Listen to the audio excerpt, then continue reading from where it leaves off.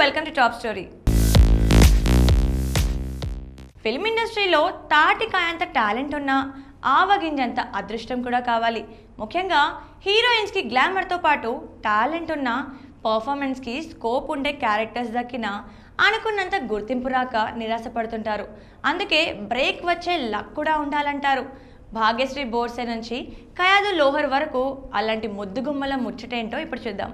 భాగ్యశ్రీ బోర్సే నల్లంచు తెల్ల చీర అబ్బబ్బో అరాచకం అంటూ మిస్టర్ బచ్చన్లో మాస్ మహారాజా ఆడిపాడుతుంటే చూసి అమ్మడు మంచి హుషారుగా ఉంది, స్టార్ హీరోయిన్ అవుతుంది అనుకున్నారు. కట్ చేస్తే కంటిన్యూస్గా సినిమాలైతే చేస్తుంది, కానీ సరైన బ్రేక్ మాత్రం రావట్లేదు. విజయ్ దేవరకొండతో చేసిన కింగ్డమ్, రామ్ పోతినేని పక్కన నటించిన ఆంధ్ర కింగ్ తాలూకా నిరాశపరిచాయి. ఇప్పుడు అమ్మడి ఆశలన్నీ అక్కినేని హీరో మీదే పెట్టుకుంది.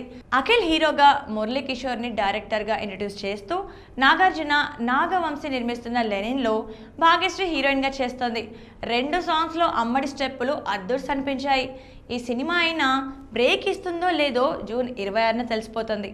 కయాదు లోహర్ శ్రీ విష్ణు అల్లూరి మూవీతో టాలీవుడ్ ఎంట్రీ ఇచ్చింది, కానీ ప్రదీప్ రంగనాథ్ డ్రాగన్తో తమిళంతో పాటు తెలుగులోనూ గుర్తింపు తెచ్చుకుంది. ప్రోమోస్ చూసి పక్కా హిట్ అవుతుందనుకున్న ఫంకీ దారుణంగా దెబ్బేసేసింది. రీసెంట్గా టోబినో థామస్ పక్కన పల్లి చట్టంబిలో సందడి చేసింది కయాదు. పాప చేతిలో తమిళ్, మలయాళంలో పలు ప్రాజెక్టులున్నాయి. తెలుగులో Nani periodical pan India film the ప్యారడైజ్లో సుబ్బలక్ష్మి అనే క్యారెక్టర్లో కనిపించనుంది. తెలుగులో స్టార్ హీరోయిన్ అవ్వాలంటే కయాదుకి సాలిడ్ సినిమా పడాలి. మరి బాలీవుడ్ బ్యూటీ జాన్వీ కపూర్ ఇంట గెలిచి రచ్చ గెలవాలన్నట్టు నటిగా నార్త్లో సత్తా చాటిన తర్వాత దేవర మూవీతో టాలీవుడ్లోకి గ్రాండ్ ఎంట్రీ ఇచ్చింది. అందులో తంగం క్యారెక్టర్లో తన అందచందాలతో పాటు పర్ఫార్మెన్స్తోనూ అలరించింది. ఇక తెలుగులో జెండా పాతడం పక్కా అనుకున్నారు ప్రేక్షకులు. జూనియర్ ఎన్టీఆర్, రామ్ చరణ్ ఇద్దరు గ్లోబల్ వైడ్ గుర్తింపున్న హీరోలే. తారక్ తర్వాత మెగా పవర్ స్టార్ పక్కన పెద్దిలో అచ్చి అమ్మగా కనిపించనుంది జాన్వి. చికిరి సాంగ్లో అమ్మడిని చూసి మరోసారి తెలుగులో ఊపు ఊపడం పక్క. తన ఖాతాలో సాలిడ్ బ్లాక్ బస్టర్ పడుతుంది అనే మాటలు వినిపించాయి. జాన్వి జోష్ ఏంటో జూన్ 3న ప్రీమియర్స్ పడ్డాక తెలిసిపోతుంది. డింపుల్ హయాతి తెలుగులో అడపదడప సినిమాలు చేస్తోంది. గద్దలకొండ గణేష్లో స్పెషల్ సాంగ్లోనూ రచ్చలేపింది. ఈ సంక్రాంతికి భర్త మహాశలకు విజ్ఞప్తిలో చేసింది హౌస్ వైఫ్ క్యారెక్టరే, కానీ వామోవయో సాంగ్తో కుర్రకారు గుండెల్లో గుచ్చేసింది. ఇన్నాళ్ళు ఈ అందాన్ని ఎలా మిస్ అయ్యాంరా అంటూ తన ఫిల్మోగ్రఫీ కోసం నెట్లో సర్చ్ చేస్తున్నారు యూత్ పోరగాళ్ళు. రీసెంట్గా బాలయ్యతో కలిసి ఓ జ్యువెలరీ షోరూమ్ ప్రారంభోత్సవానికి వెళ్ళింది డింపుల్. ప్రెస్ మీట్లో, ఎయిర్పోర్ట్ అలాగే ఫ్లైట్లో బాలయ్యతో కలిసి సందడి చేసింది. అందుకే బాలయ్యతో చేస్తున్న సినిమాలో స్పెషల్ సాంగ్స్ చేయమని అడిగారట గోపీచంద్ మలినేని. హీరోయిన్గా చేస్తా కానీ ఐటెం సాంగ్స్ చేయను అని చెప్పిందని టాక్ వినిపిస్తోంది.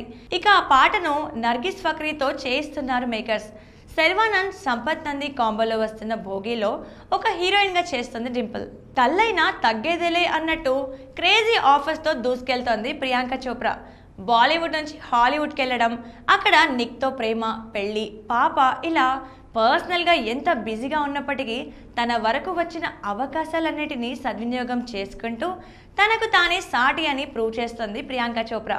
రీసెంట్గా ది బ్లఫ్లో యాక్షన్ అదరగొట్టేసింది. వారణాసి మూవీతో ప్రియాంకను టాలీవుడ్కి తీసుకొస్తున్నారు రాజమౌళి. మందాకిని క్యారెక్టర్లో చీర కట్టుతో 2 చేతులతో 2 గన్స్ పట్టుకొని యాక్షన్ ఇరగదీసేస్తోంది. అసలే గ్లోబల్ బ్యూటీ, 120 దేశాల్లో రిలీజ్ అంటున్నారు. దీంతో పీసీ క్రేజ్ మరింత పెరుగుతుంది. కల్కితో టాలీవుడ్ ఎంట్రీ ఇచ్చిన దీపికా పదుకోన్ కండిషన్స్ కారణంగా కల్కి సీక్వెల్తో పాటు సందీప్ రెడ్డి వంగ స్పిరిట్ నుంచి కూడా తప్పించేశారు. 8 గంటలే పని చేస్తానని చెప్పడంతో పాటు గొంతెమ్మ కోరికలు కోరిందని స్వయంగా అగ్ర నిర్మాత అశ్విని దత్ చెప్పడం జరిగింది. సో చూసారు కదండి ఇవాళ టాప్ స్టోరీ విశేషాలు. మరో ఎపిసోడ్తో మళ్ళీ కలుద్దాం. Keep watching మామాక్స్.